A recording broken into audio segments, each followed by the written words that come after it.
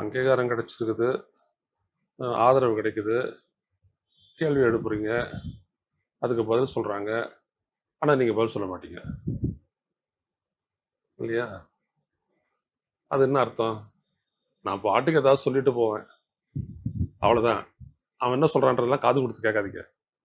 நான் சொல்கிறேன்ல, இதுதான் செய்தி, இது மட்டும் மனசில் வச்சுக்கோங்க, அவ்வளோதான்.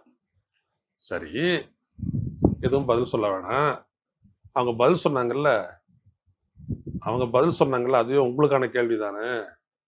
நீங்கள் இல்லைன்னு சொல்கிறத இருக்குன்னு சொல்லி ஷானவாஸ் பேசுகிறாரு. ஏன்னா நாகப்பட்டினம் தொகுதி எம்எல்ஏ அவர், ரைட்டா? அதுக்கு நீங்கள் ரெஸ்பாண்ட் பண்ணணுமா இல்லையா? ஏன்னா அந்த தொகுதியில் ஜெயிச்ச மக்கள் பிரதிநிதி அவர். அதுக்கெல்லாம் ரெஸ்பாண்ட் பண்ண தேவையில்லைன்னா என்ன அர்த்தம்? நீ புலி விட்டு போயிருக்கிறன்னு அர்த்தம், அதானே? உன்னுடைய கட்சி தொண்டை, உன் கட்சியினுடைய நிர்வாகி எப்படிப்பட்டு மக்கள்கிட்ட பேசுவான்?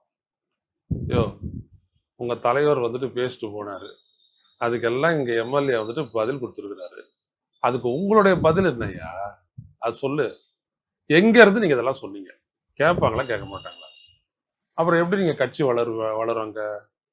எப்படி கட்சி வேர் விடாங்க? அப்புறம் எங்க அங்கீகாரம் வர்றது, ஆதரவு பெறுகிறது? இதெல்லாம் விஜய சுத்தி இருக்கக்கூடிய அந்த கும்பல் இருக்கு இல்லையா, அந்த கும்பலுக்கு எட்டாதது இந்த அரசு. அரசியல்ல ஒரு விடயத்தை நீங்க பாத்தீங்க அப்படின்னோம்னா ரெண்டு விஷயம் இருக்குது. ஒரு பிரச்சனையை கிளப்பி விட்டீங்க அப்படின்னோம்னா அந்த பிரச்சனையை வந்துட்டு அதுக்கான தீர்வு கட்டுற வரைக்கும் அதை பேசணும். இன்னொன்னு, அந்த கேள்வி எழுப்புறதுனால அரசுக்கு ஒரு தாக்கம் ஏற்பட்டு அதை அவங்க செய்ய மாட்டாங்க. இதுதான் ரெண்டு எஃபெக்ட். ஆனா விஜய் செய்யறது என்னன்னா கொளுத்தி போடுறது.